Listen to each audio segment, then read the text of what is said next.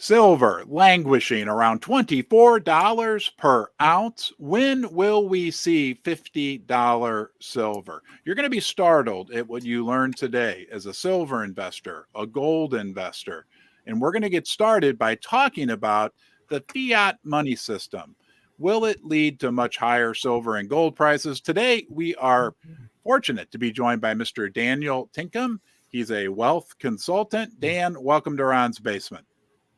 Ron, thanks for having me on. Pleasure as always. Let me get your picture up there. So, Dan, is everything good in the economy? Is everything good in the fiat money system? What are your thoughts on the big picture of what we're looking at now and how that might relate to silver, gold, and other alternative assets? Yeah, we can start with the CPI, which was up 0.4% on the month, which is quite a bit higher than most people were forecasting. And even the actual number is going to be far higher than that.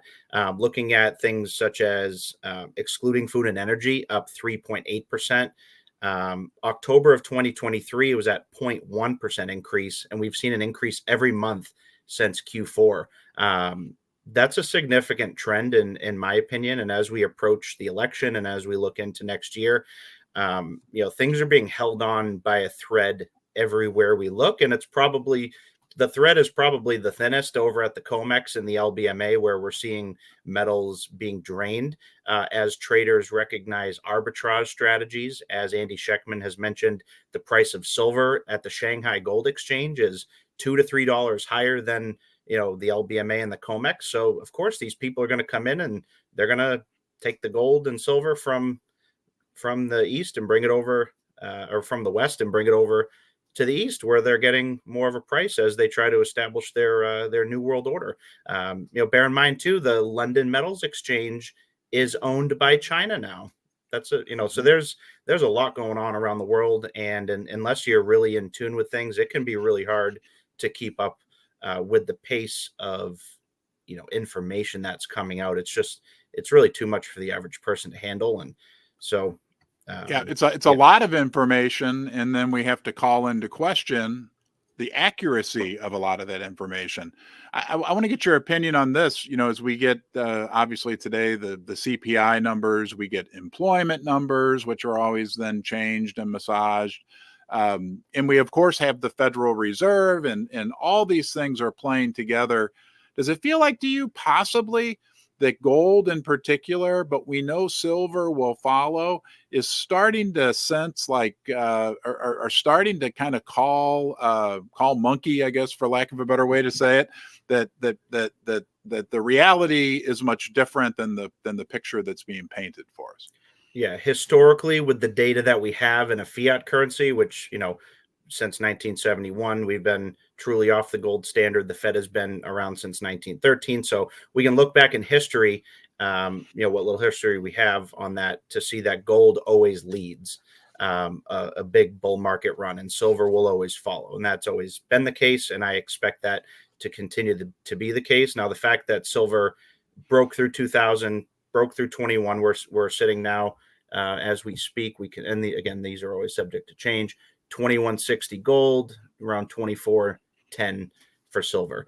So to me, gold hasn't quite really, it has broken through some technical levels, and now we're starting to see, fundamental investors, people that have maybe they ran the last bull market run from 2001 or 2 up until 2011. So there's been a lot of people, especially institutional money.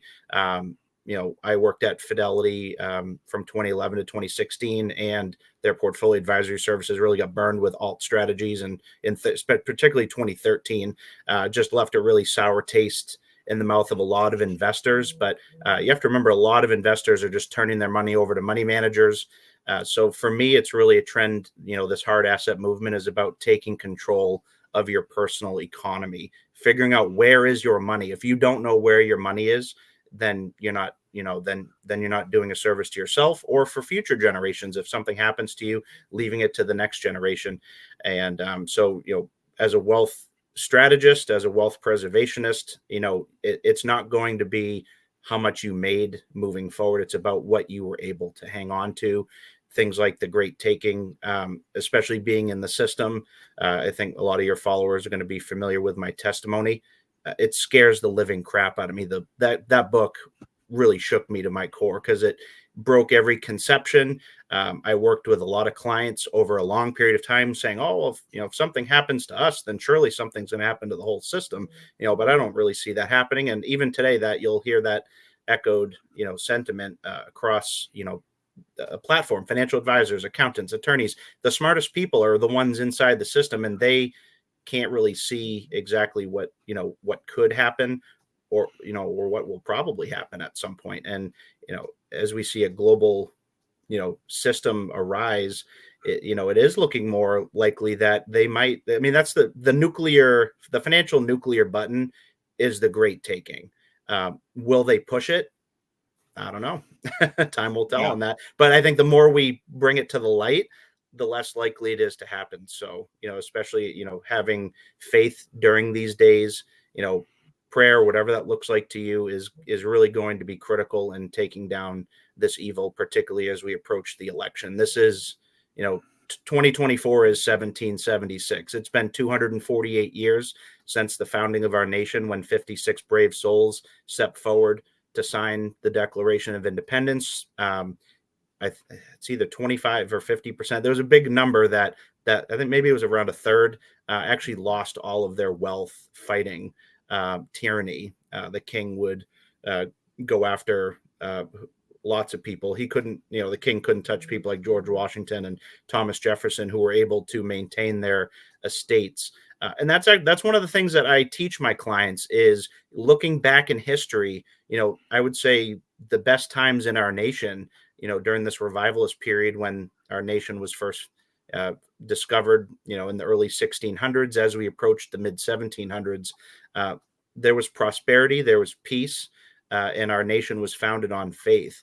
And so we need to reinvigorate that faith. And through that, precious metals is really going to be the base foundation as part of the work I'm doing for Citizens for Sound Money. I testified at the New Hampshire State House in January as a concerned citizen on behalf of Citizens for Sound Money. The one thing I'd like to do as well is put a prayer out to Jim FORSYTHE and his family. He was part of a freak accident in Florida on Sunday. He's currently in the hospital. We've been praying for him. He's getting better. They weren't sure if he was going to be paralyzed. He had a stroke during the process. It's been a really tough situation for everybody. So there is a GoFundMe link to help Jim, and the work that he is doing is paramount. Daniel Diaz, the executive director of Citizens for Sound Money, they are doing God's work. And, we need, at the end of the day, Jim is, one of the most important people. He's the linchpin of this. So, just keep his family in your thoughts and prayers. Yeah, a real tragic situation. And a lot of my viewers will know Jim FORSYTHE. He's been on Ron's Basement either 2 or 3 times.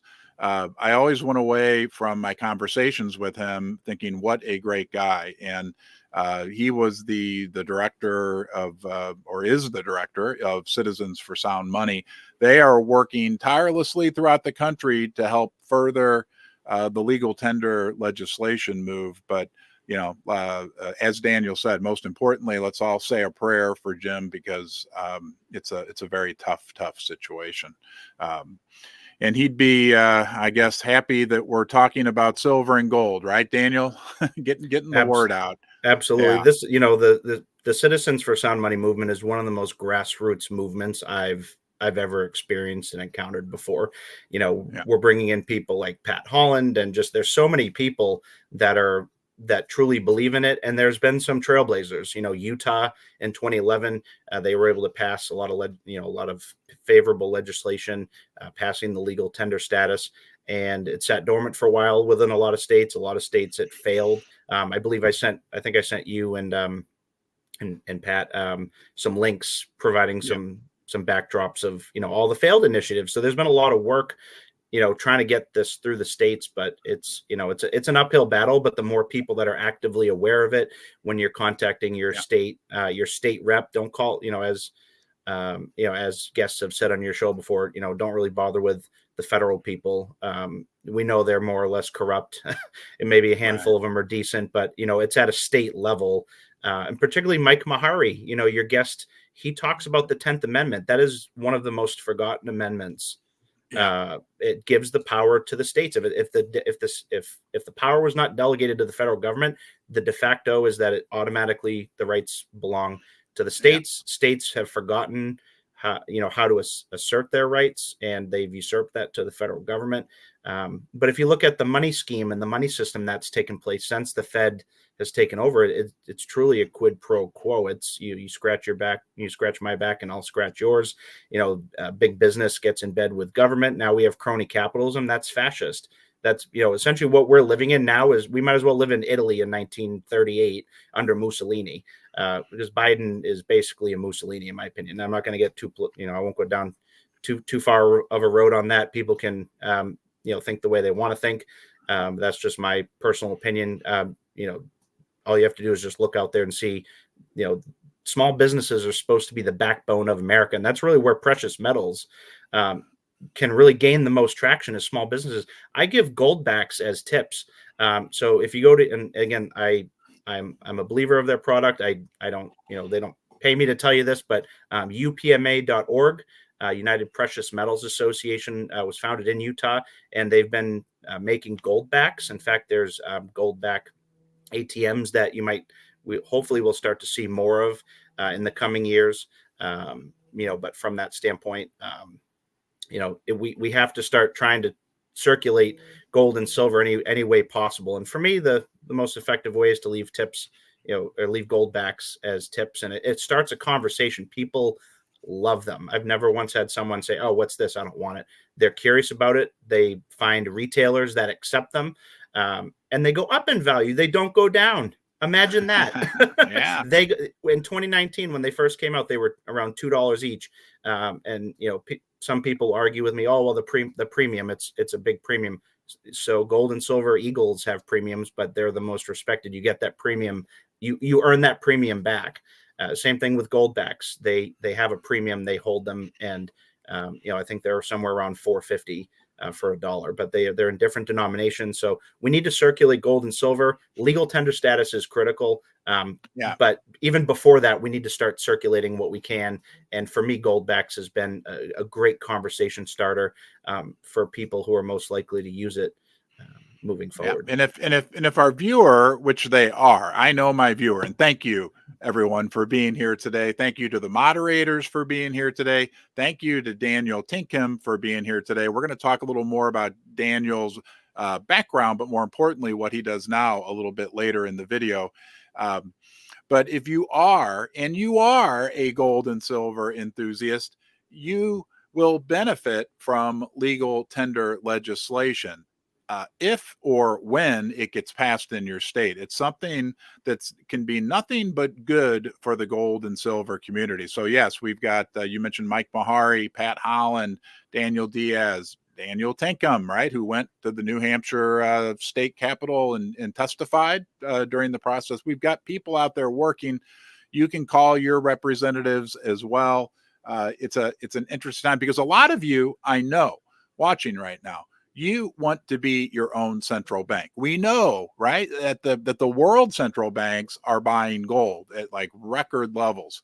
And a lot of you hold gold or maybe even hold silver as well. Now, the world central banks, as far as we know, aren't buying a lot of silver, but a lot of the stacking community in the United States and throughout the world is holding silver in an effort to be their own central bank. Daniel, do you think that's an effective way for an individual to insulate themselves from potential financial turmoil coming down the road? Gee, I think yes.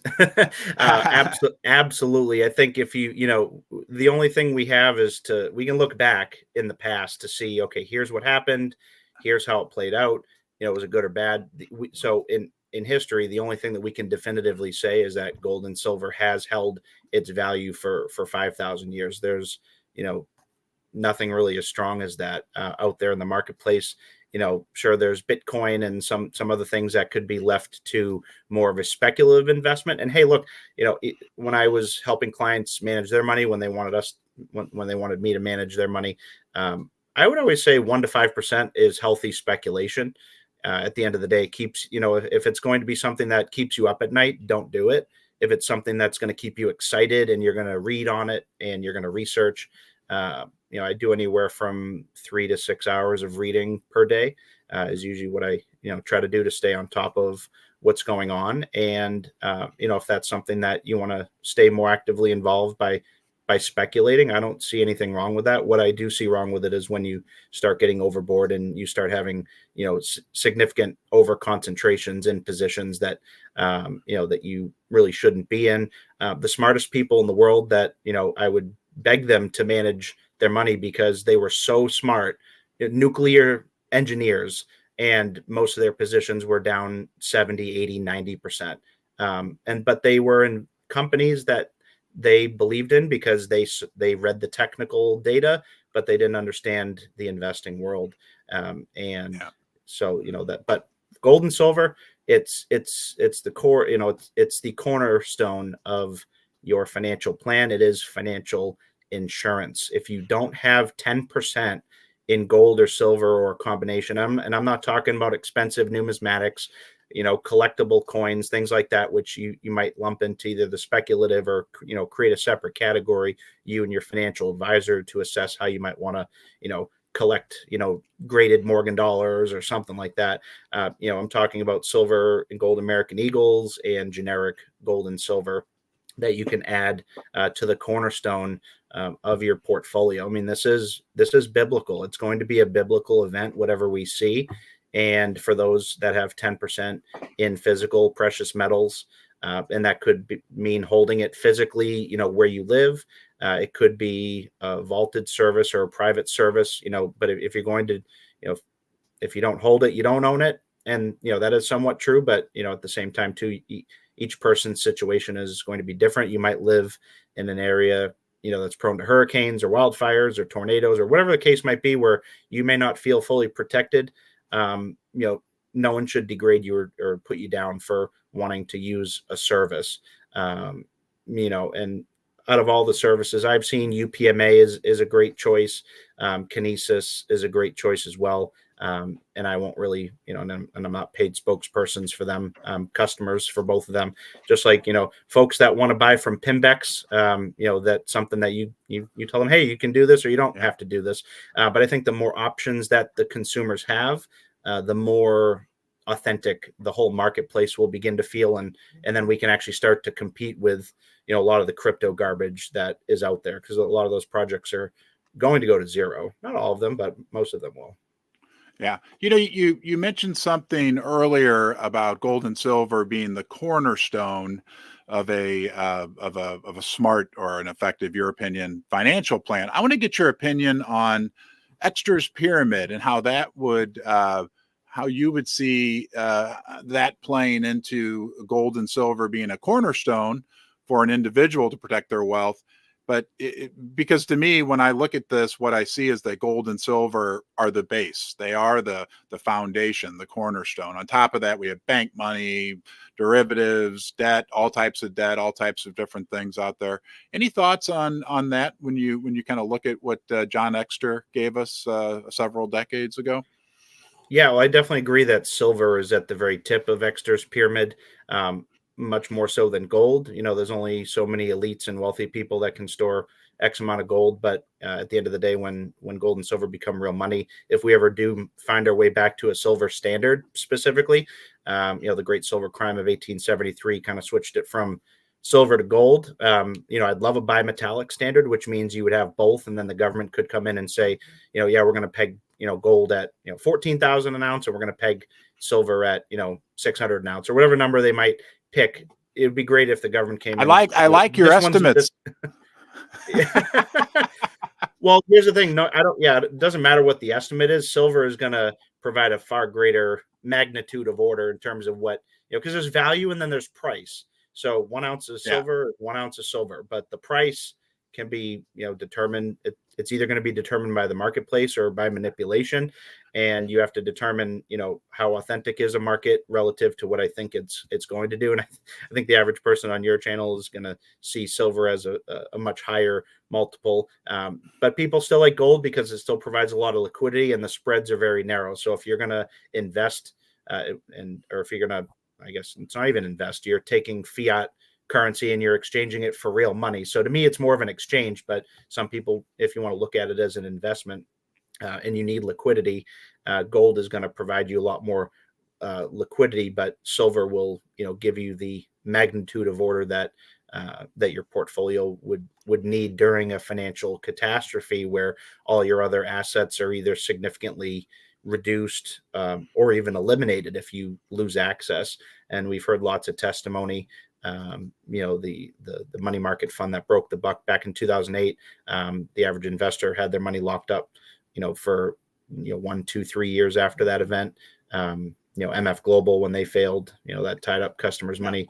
So when these failures happen, right when you would want to invest is right when everything gets tied up and you get herded with the sheep. So well, I like to bring up the point, the 2008 financial crisis, the year 2000, when the tech bubble burst, the long-term capital management, which happened when I was a much younger man, even the economic troubles that we had 4 years ago right now during the C-19 situation, like these things do happen. Right. This is not, I think I've been hearing a lot about this concept of normalcy bias or recency bias, that we as humans think, well, just because things were this way for the last 2 months, the next 2 months will be the same way. And granted, right, that's generally the case, but it's also generally the case that ever so often we have these big events that occur. And when we look at the confluence of magnified factors, I'm going to pull up the US. I call them micro events on a grander scale, because if we go back in history, there's never been a period of time where, just pick a year, 1963. Okay, we all know what happened then. JFK got assassinated after Executive Order 11110 was set to allow the U.S. government to issue money issued backed by silver, but instead they took them out and then amplified the Federal Reserve System. So you can go back in history in any period of time. There is that normalcy bias where, okay, what's happening now is going to continue to stay the same. But as we can see with history, the only constant is change. And I'm only 34. I'm a young person. I try to understand history, but I look forward and I'm like, I have all these years left to still absorb whatever information I can absorb about what's going on in the world. And the level of misinformation and trying to gaslight the public, particularly under the Smith-Mundt Act in 2014 under the Obama administration that made propaganda legal. That's really when things started amplifying, because then the government started partnering with big tech on censorship and trying to change how people perceive things, because there's an active operation going on to actively change the minds of each person. And it's up to you. It's up to your viewers, every listener that is listening to this. It is your duty and responsibility to your nation to help others around you see the world in a different way. And we a lot of people will get into arguments over this. And, if you come at it from a place of love and not as a place from criticism, you might not realize how far you can actually get in changing someone's minds. When you plant a mustard seed, it's the smallest seed. It grows into something so much more. And if you plant those little seeds instead of trying to, hack people down and tell them, oh, your way or no way. I just find that coming from a place of love and trying to teach people, also being the student, I don't know everything. I love the teacher student model where I can stand here and educate your viewers. But at the same time, I'm also happy to sit down and listen. And, as I was a Series 7, Series 66 investment advisor for a number of years. It's really critical to be able to listen as much as it is to speak. Yeah. Well, and speaking of, potential problems down the road, I just want to get your quick opinion on this. If I pull up the U.S. national debt clock, I think this is probably, the number everybody looks at, right? $34 $1,504,504,000,000,000. I think yesterday when I was live, it was we were just hitting 500 billion. So we've only added 4 billion in new debt over the last 24 hours. But that's a great example of everybody saying, well, the debt, U.S. national debt hasn't been a problem. It wasn't a problem over the last year. It wasn't really a problem or didn't cause any serious financial crisis or economic problems. So it can just keep going and going and going as high as it needs to go, and it'll never be a problem. Any thoughts on that, Dan? Yeah, I view it more as the Fed's debt, not the national debt. Yeah. At the end of the day, in case law, there's a term that fraud vitiates everything. So if we really go back and we can understand that the Federal Reserve Act of 1913 passed in the dead of night when everybody was gone for Christmas break. They also created the beloved institution known as the IRS in the same sweeping bill. So if that was predicated on something that may have been considered legal but not lawful, then it all needs to be eradicated. There's some different theories out there about eradicating the debt. There's concepts of jubilees in the Bible that were very commonplace, and we're not ever going to be able to pay it back because it's not designed that way. Everybody's in handcuffs. Every single dollar of that debt that's in the system was printed out of nothing. So no one can possibly pay all the debt back because that's not how the system was created. The only way that you could conceivably do that is just wiping everything clean and starting with a fresh slate. But we couldn't go back to the Fed system at that point. We would have to go on to a treasury standard, and that treasury would have to be backed by gold and silver. And I've proposed in the past utilizing the post office system, which was actually in the early 70s. It actually went from I think it was the United States Postal Service, and they changed the name where different chains of command were reported on. So if they went back to the old, whatever the old name was, the United States Postal Service versus United States Post Office. So the USPO is the lawful and legal entity. The USPS, the United States Postal Service, in my opinion, might be legal but is unlawful and should be shut down. And that would solve all the healthcare issues and all that. They would basically just go away and they could transfer it back. But again, it comes down to Congress. It's who we elect, and if the average person doesn't trust that we have free and fair elections, we have a much bigger problem, and we will probably be using our gold and silver if we can't elect competent people. Yeah, right. Yeah. Sorry, that was a little long-winded, but that was just my opinion on things. Yeah, you mentioned during your comment that this idea of backing the world's future money with gold. I found something interesting. I want to share this article, and I want to get your opinion on this as well. This states the global is from a website called Veranoi, which I'm not familiar with, but it has Ron in the middle of it, so it's got to be somewhat legitimate. Global gold market capitalization hits US 15 trillion in March of 2024. Can you see that up on the screen, Dan? Yes. And then we've got this chart here that shows global gold market capitalization over since the year 2010. So we're at this like new all-time high. But what I found interesting down here in this article, does it say as of it? I know it says 2024. Does it say exactly when that data was reported? Because you got to remember, gold's had a big run up this year. So if the data, that number could even be higher, and that's that's the ironic this says thing it was it says 1 day ago is when this was published. I don't think it gives the specific date, but I would imagine that it was March. Yeah. So, but this is what I found interesting. To date. Yeah. Regarding the surge in gold prices, it is estimated that the global gold market cap reached, here it is, US 15 trillion. You ask, I deliver, Dan, March of 2024. This is what I found interesting. This amount represents approximately 13% of the world GDP. And I was honestly shocked. I didn't think that there was that much gold in the world that it would be representative of almost 13% of the world GDP.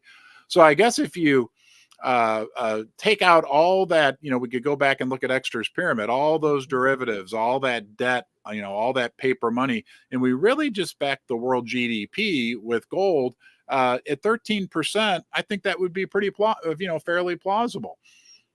I don't even think you have to back the world's GDP to gold. I think you just have to back our nation back to gold. Yeah. And at the end of the day, Gresham, it's like reverse Gresham's law.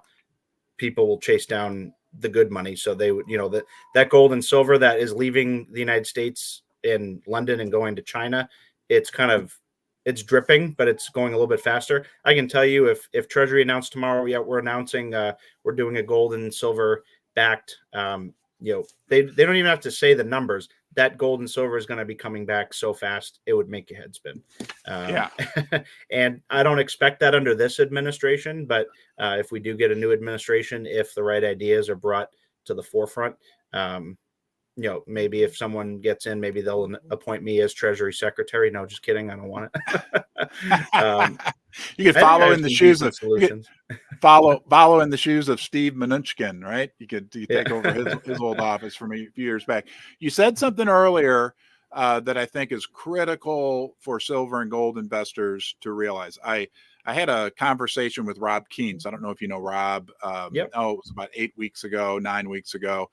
I had him here on the channel, and as we were talking, this thought dawned on me that that in the United States, our real greatness, if you look at the history of the United States and the periods of time where we really made like unbelievable great strides, those time periods are when we were on the silver and gold standard. And I asked Rob about that. He said, absolutely. He was like, in my book that I wrote, I have a whole section or a chapter about that. And you mentioned that earlier as well. Do you think that's true, not just of the United States, but even if you look back, if you broaden the scope and look back further over history, that can be said about history in general? You hear about the Romans. Any thoughts on that, Daniel? Absolutely. The data proves it. So during the entirety of the 1800s, we were actually in a slight deflationary period.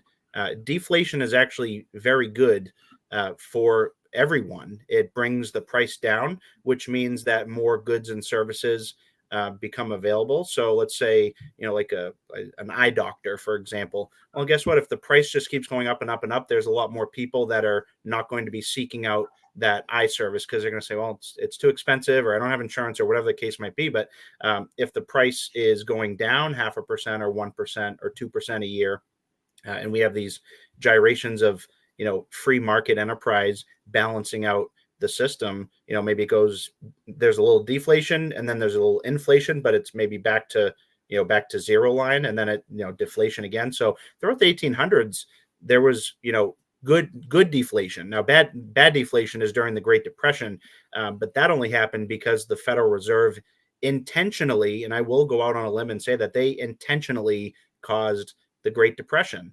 They knew the tools that they had available. They could have done QE back then. There were people in the Fed that wrote white papers on the topic, but they basically just let the system, almost wither to die. And so history will tell us the 1800s had prosperity like we've never seen under both a silver and a gold standard, particularly when we were able to eradicate the second central bank of the United States under Andrew Jackson, which is why certain people would rather have his picture taken down from the White House, but and have him taken off the. In fact, these powers that be put Jackson on the $20 bill as an insult. So every picture of every person that's on money, they're put on there for different reasons. Like Lincoln is on the 1 cent and the $5. Jackson's on the 20. That's a direct insult to say, hey, we took over that system. A $20 bill used to represent 1 ounce of gold. Now it'll get you, one, a Big Mac, one 200th of very, very little gold at that point. So, and then we also see during the 18th century, after the Constitution or after the Declaration of Independence was signed, the king was so pissed off that he said, we're going to cause hyperinflation. And guess what we had in the 1780s in the United States? We had hyperinflation. The only people that survived that were people that held on to gold, silver, land, and livestock. So those were really the asset class of the times And, I think that almost sounds like something that might be pretty reasonable nowadays, gold, silver, land, and livestock. And, part of the projects that I'm involved in all have some component to that. I work for King Operating, which is an oil and gas company out of Dallas, Texas. I love it because it's really a land deal, but then there's some skill involved to go get the oil and gas. We're in the exploration and production phase, but there's always going to be a need for oil. There's always going to be a need for water. Water projects provide an interesting perspective on things. High quality real estate. So as you build your wealth and you assess why are you building this wealth, if you don't have a purpose for it, you might have $10 million saved up. But if it's for if it's for nothing or your own edification or pleasure, God might have different plans for that. Because at the end of the day, I view it as I'm a steward for it's God's wealth. I'm just a steward and a trustee, making sure that it goes in the right direction, whether it's to give to someone, whether it's to pass on to my children someday. We should all have goals in mind, and, working with an advisor, strategist, doesn't have to be me. It could be someone. Just go talk to someone who has some credentials, and the more people you talk to, the more informed you're going to be, because now you're going to say, well, I talked to 5 people and, 4 of them said it this way, but then this one person said it, totally different way. So just education is really crucial in this. I'm going to pull up your website so that if people want to check you out, hold on here. Okay. Anyone can contact me, whether you're accredited or not. It's danieltinkham.com. It's been a little while since I've put some content on there. Hey, you got a Ron's Basement interview on there. I know it's been too long. It's been too long since I've been on. We need to do this more often. Yeah. So here's Daniel's website. If you want to connect with him, and you call yourself a wealth strategist, wealth advisor, what's the best way to refer to what you're doing? Yeah, wealth strategist. For me, it's helping individuals, whether you have a negative net worth or whether you have a $25 million net worth. I'm happy to talk to everybody. At the end of the day, the people that have a negative net worth need just as much help getting out of that and learning the system. I take more of the Kiyosaki approach, where I utilize debt effectively to try to save in this environment. Whatever you save, if it's not gold and silver, particularly if you say, oh, well, I'm trying to save for a down payment, on a home, for example. Every year the price of homes go up, so you have to account not only for how much your down payment is, but you also have to put in extra if you're going to try to save the old-fashioned way. And the old-fashioned way is you put 20% down. For me, I've always utilized debt to say, well, how much is the monthly payment? And then, how would inflation affect my plan in the future if everybody starts trying to crowd, into this particular asset class like real estate? We all need a place to live. And, I hear a lot from people saying, well, should I rent or should I buy? It depends on where, how old are you? Do you want to live in the city? Do you want to live in, suburbs or rural? Do you find yourself where you're at for the next 5 to 10 years? More often than not, it's usually good to own versus rent. But for some people, if you're not handy and you don't have the resources, you might rather just, have someone else handle the maintenance, so that you can, go live your life however you want. But again, it's, Yeah. Daniel, I'm going to give you a break for a few seconds here while I say thank you to my sponsors, and then we're going to come back and talk about 2024, everything that's unfolding in front of us right now, from the banks and the BTFP to the election, and how you see potential for what could happen as we head through the rest of the year. But I do want to say thank you to channel sponsor Pimbex, Pimbex, Pimbex.com, online bullion dealer. I've worked with them myself personally for over a year, but I would like you to at least throw them into the mix next time you're shopping online for silver, gold, or platinum bullion. You need to discover for yourself. I think Pimbex offers the best prices, the best selection, and the best service, and they can help with IRA rollovers. The important thing about Pimbex, in my opinion, is I can trust them, and I always get more metal for my money. First Mining Gold, our friends in Canada, they have 2 5 million ounce gold projects in Canada. Company was founded by Keith Neumeier. Dan Wilton, current CEO.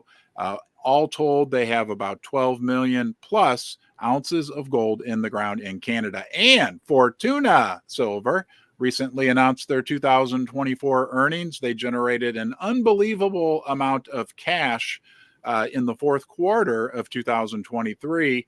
And that was at an average gold price, which is significantly lower than where we were, at least as of yesterday. I know today gold's taken a hit. Daniel, back to you. As you look out at 2024, and we're looking at the U.S. debt clock, which I had up earlier. We're looking at the what's going on in the banking sector, commercial real estate. We're looking at any thoughts on, do you think it'll be a big nothing burger? Because that is a chance, right? I mean, everybody's all amped up about all this things coming together, but there is a chance it could be a big nothing. But it sure does feel like we've got some big risk factors. There's a tremendous amount of risk, unlike what I've seen since during the tech bubble. And, given my age, I'm probably one of the youngest people to really experience the tech bubble, both having lived through it as well as just I'm a nerd. So when I was in 6th and 7th grade, I was doing pretend Yahoo stock trading, and my father would just watch in amazement. I was up a lot, but so it's one of those things that, you again, the normalcy can be that way for a while until it isn't. And, earlier this year, again, my personal trading, you shouldn't follow my advice or whatnot, but I was short the NASDAQ. And then right at the beginning of the year, I said they could cook this goose and just, print money. And the Fed says we have tools that, you're not aware of, or things that you maybe haven't thought of. And if they want to prop the system up, more or less they will, especially with the amount of money printing that happened in 2020 and 2021 with the refinancing that people did during that time and locked in 30-year mortgage rates. So, I look at it more as like a game of musical chairs, and the music already stopped and everybody's sitting where they're sitting, and you have to assess wherever you're sitting, you, the viewer, are you sitting in a comfy seat? Are you sitting in, a seat where like, I need to get out of this game and I need to figure out something. So wherever you're at, it's up to each individual to reflect on, where they're at. Because being in the prediction business is a really tough thing to be in, especially if you've been a precious metal stockholder, and it sucks until it doesn't. And we don't know when that turnaround will be. So yes, there is always that potential for another bank failure. The Bank Term Funding Program officially ended yesterday. That's going to take some time to trickle out, because those are when the first loans originated, but this program has been open now. So there's going to be different staggered maturities. That isn't just like it's March 11th, everything's going to end now. No, it's going to take some time to play out. It's very obvious, and from the business that I've seen in the oil and gas business, is that commercial real estate is really in the dumps. And King was able to work with a lot of commercial real estate investors last year who were over concentrated, and they said things are not looking better. They're actually looking worse. And we need a way to diversify, particularly, whether it's at an institutional level or at a retail level, people recognizing they had their come to Jesus moment last year when they realized, commercial real estate is not coming back. I mean, there was an infamous building that sold for $1 in San Francisco, and it's because the maintenance is so much to keep up. Or it was LA or San Francisco anyways. They're going to tear the building down and they're going to put EV stations. Like, go figure. I couldn't, I mean, if 10 years ago, if I was writing the script, I couldn't have come up with something so preposterous, yet this is happening. And so if we try to look forward a year from now, 5 years from now, the world is going to look vastly different than we see it today. But it's a fool's game to try to figure out exactly how it's going to play out, unless you're the one that's actually trying to change reality. And, some people think, I'm just going to stay in my little bubble. There's nothing I can do about it. And, I started taking a different approach to that. I thought that way for a long time, but I said, no, I do have, power and control, to be able to, and that's my voice. And people use that for bad, or they use it for good. And, and again, it goes back to education. It goes back to, and that's the why gold and silver. And that the hardest part to convey that message to someone else is really, it's that education. It's because when you were in high school, you purposely were not taught, finance. I went to a school called Pinkerton Academy in Derry, and I took every business class that there was starting when I was a sophomore. And I immersed myself with it because it's a Division I school, and I'm 5'8", a little overweight. And I said, I'm never going to do sports, so I might as well go the academic route. And I'm really glad I did. It opened up a lot of opportunities, and I was able to learn a lot at that time. But the vast majority of people out there are not going to have either access to the education that I had, or even the desire to want to even take these classes because they just make them so boring. But there's still time. You still have time to educate yourself on the basics.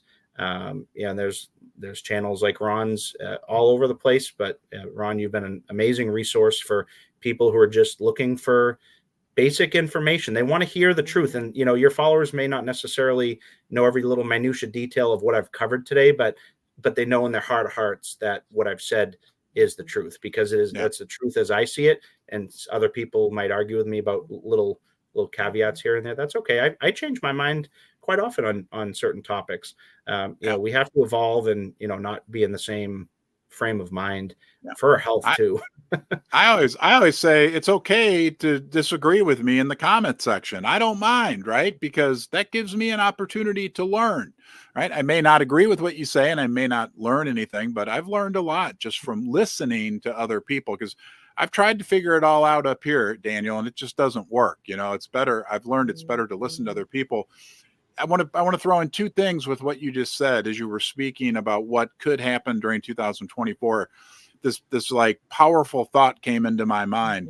The Fed can print as much money as they want to, right? I mean, they can no matter what, like they did last year when they started the BTFP program. I mean, basically, maybe that wasn't direct money printing, but they were, they're devaluing the dollar, they're diluting the value of the dollar, and they can do that really into infinity, which is why when people talk to me about, well, what could the silver price go to? And I'll say, well, it could go to infinity, because, you never know how this whole situation plays out.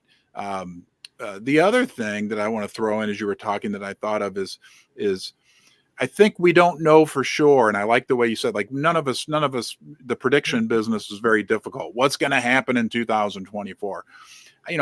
I'd be real surprised if the BTFP program, it's a big deal that it's ending, but I can't see the Fed, unless they purposely want to like crash the economy, letting they've like analyzed. That is a possibility. I mean, I've assessed that. And that is, and again, we go back to history, you look at the Great Depression, as I mentioned before, they purposely crashed the market. I think they're more in the Goldilocks scenario. They're going to try to, instead of making it like a mountaintop, they're going to try to keep it flat as long as possible. And they're assessing, because they're watching inflation very closely, and there's an accepted level of inflation now that we have some historical norms from 9% being the peak in 2022. I think there's a kind of a commonplace probably between the 3 to 5% range that the Fed will deem acceptable, even though it because they call it a targeted inflation, but they don't have their inflation is inflating as much as humanly possible and taking a hacksaw to the not to the United States dollar, to the Federal Reserve fiat note, to print. And they don't even print them anymore. They don't have to call the company in Massachusetts that has made the paper for 150 years. They just go on their keyboard and they send it to to Chase and to Citi and whatever other banks they need to create this money out of nothing. I mean, we're nearing the end of the runway. I don't know. Marty McFly is driving Back to the Future. We don't know where the train is going full freaking speed ahead. And, I say that with absolute conviction. Yeah. I mean, this year feels like the year. Again, it's year 248, for the survivability of our nation. Most nation states, most republics don't survive after 250 years, or they go into a dramatic decay like we saw. Could be a Rome style, where it's a very slow process, takes a couple hundred years. This time around, it'll be vastly different. A decade from now, what took 200 years will take 10 years now. Well, because of do you think that's because of technology? I think it's what I found very interesting about 1 year ago right now, when we had these bank failures, right? We had bank runs that went on, but it wasn't like we were taught in grade school, where you saw these pictures of people, and there were some instances where there were people lined up outside banks, but there weren't people could do it on their phone on Sunday night. They could hop on their phone and Silicon Valley Bank or whoever could be wiped out, or their deposit base wiped out, but like people can do it instantly, right? I could pick my phone up right now and transfer all my money out of my account. So we're in a different time where these things do happen more quickly. Absolutely. Yeah. What might have taken days or weeks for a bank run now, as we've seen now, it takes hours. And, but at the same time too, the regulators also have a lot more tools at their disposal. They have dashboards where they can, they have CRM systems where they can figure out within the financial system, the flow of money and who might need help, and the Fed opening up things like the Bank Term Funding Program, which are all just, the Ponzi scheme is inevitably unwinding. You're just putting a Band-Aid on something that requires major surgery. And at some point it's going to get infected, and, that infection is quickly upon us. And the only antidote is gold and silver. And for me, particularly silver. Again, silver provides you the most protection. I mean, silver is literally an antidote. Right. Medical adhesives. Yeah. I mean, my family, we use colloidal silver for ear infections. They cure ear infections. They cure if you have issues with if you have a sore throat. Colloidal silver, works wonders. We use like 30 ppm. But yeah, I mean, silver has a lot more. I want to ask your opinion. I drew a picture for you, Dan. Let me see if I can get that up there. There's my picture I drew. So, and I'll explain it because it's not a very good. That says rotten core down there. That's like as we talk about what could be coming down the road in 2024, and we say, like I said, like it's usually not the things we think are going to happen.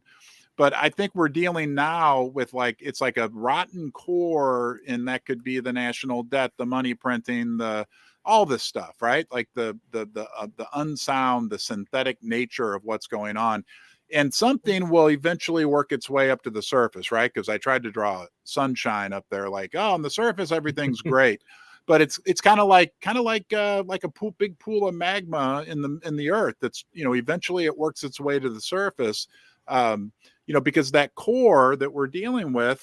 I love your art skills, by the way. Yeah, that's bad. I can do much better than that. Well, that picture can actually be a visual representation of anything. It's really up to the viewer. I live in apple country, so I have apple orchards all around me. And I was in fact, this morning, there was an apple sitting on my counter, and it was rotten right to the core. And I'm like, oh crap. And then I kind of looked at it. I'm like, oh, that's, that maybe is a more symbolic than I realized. Maybe it's a, especially as I prepared for our interview today, maybe that was more of a more symbolic for the state of affairs. And so I chucked it out my backyard, and I hit a tree and went everywhere. And I said, great, now nature will reclaim it. Some animal will get its food, a little bit of food. And that's what's about to happen is, everything is about to be reclaimed in one way, shape, or form. And, everything is more or less, unfortunately, is rotten to the core. And that's because they, evil powers that be took God out of families, and then took God out of schools, and then, indoctrinated us. And, now we're 3 generations in. I mean, that process started in the 50s and really after World War II, but throughout the 50s and 60s, and then, all these different movements throughout the 70s, and, and then of course, and then greed took over in the 80s.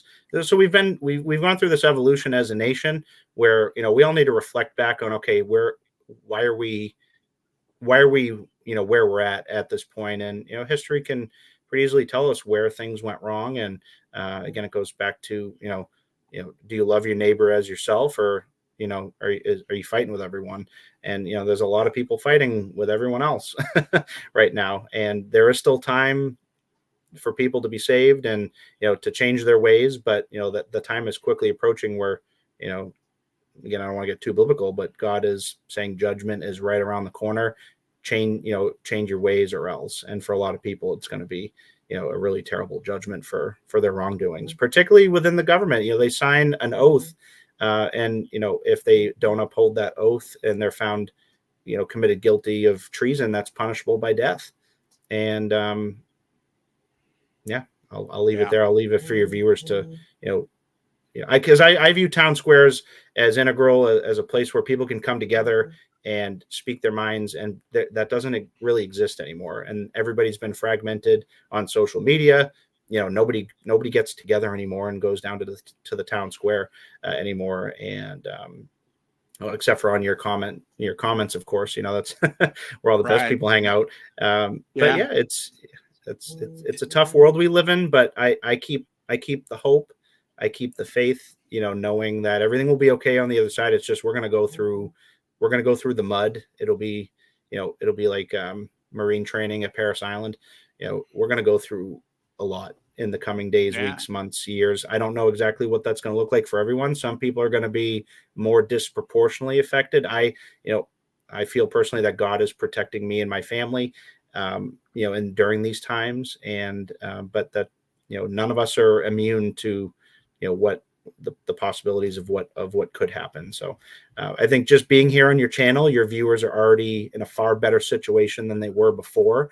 But it's going to be up to them to decide, gee, do I want to do nothing, or do I want to do something? So, I would love to hear from your followers, whether it's just a, hey, hello, great job, I learned a lot, or hey, you know what, I want to talk to you about the oil and gas, or hey, I want to talk to you about precious metals. If you guys want to call Pimbex together, I'll call Pimbex with someone and help, guide them. Like, at the end of the day, we all just have to help each other. And I just want to hear from your viewers. If was it good, was it bad? DanielTinkham.com. There's a short, I just ask you for your email and your phone number. And I also ask you if you're accredited, the company I work for. So as part of, me because I had to unwind from the system that I had become a part of for so long. And, realizing that I didn't need my Series 7 license, which enjoined me with the SEC, which is, a corrupt organization. The laws intended were good. But now they've been weaponized. And so I didn't want to be part of that system anymore. So I removed myself from, the SEC, FINRA rules and systems. And of course, I'm a law abider. But at the same time, too, I realized, okay, I don't necessarily have to be enjoined with these organizations and get these special pieces of paper that says I'm, that I'm qualified. And the Series 7 is a brutal exam. But that doesn't differentiate me as, if I want to use the term financial advisor, that's kind of the coined phrase that, that the industry uses. So I like to call myself a wealth strategist or a wealth preservationist, because that's really what, our job is now. Don't rely on the current financial system to teach you, because they're just going to say, here's, you should have a 60-40 portfolio, send us as much money as you can every month, and just keep working your butt off until you die. And I worked in the retirement business, since I was 20, I started in high school, but really when I was 22 when I joined Fidelity. And that's just that's the American dream, is you go into debt to buy a house, to put a white picket fence up, you go work for the same company for 40 years, you get your little trophy at the end, you get your pension check, and you go die off in the sunset for the next generation to get brainwashed.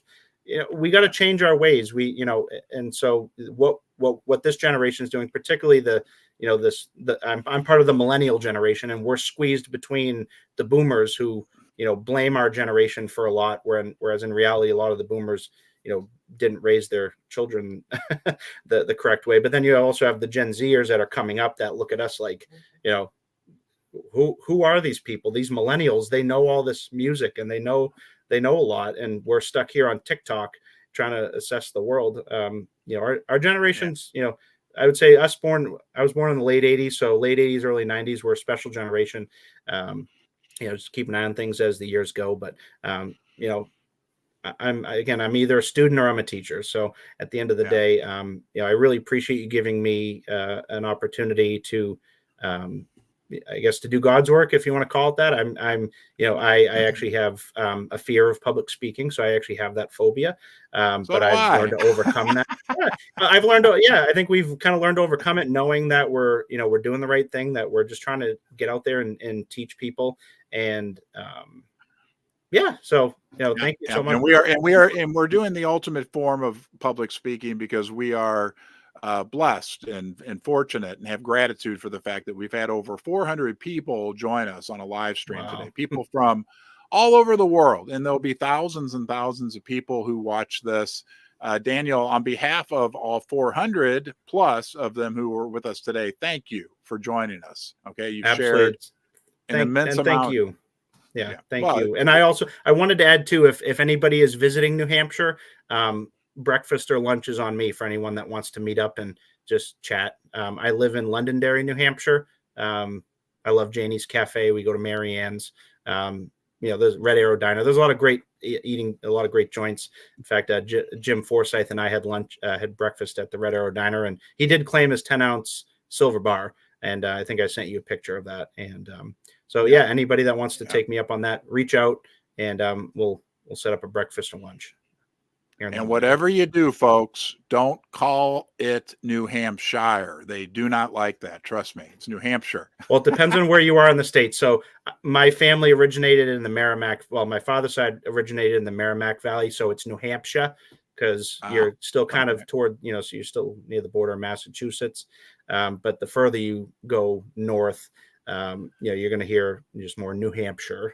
It'll be a little bit more proper. But, got it. Well, it's a beautiful, blessed state. We're surrounded by blue. We're the live free or die state. We're trying to pass gold and silver legal tender legislation. I would say anytime between now and October, come visit. It's a beautiful place. If you really like the cold and the snow, come in the winter. But we're thawing out now. It was actually very early spring. We actually haven't had snow now for over a month, which is. They called ice out one of the earliest on records. It's been extremely warm. So, if the climate is changing, which I think we can all recognize it is, I think the whole notion of, climate change has been, it's just, there's been a whole lot of brainwashing and propaganda up at the top, but obviously something's changing. The last few years, we've had snow now. We haven't had snow now in February and March, which is extremely rare. So, but I'll take it. I don't like the snow that much, so if I ever have to snowbird down to Florida, it'll only be for a month or two instead of 3 or 4. So and the apples. Go visit Daniel in snow-free, beautiful New Hampshire, where he's joining us from live today. Daniel, thank you, and we'll look forward to seeing you next time. Anytime. God bless, Ron, and God bless you.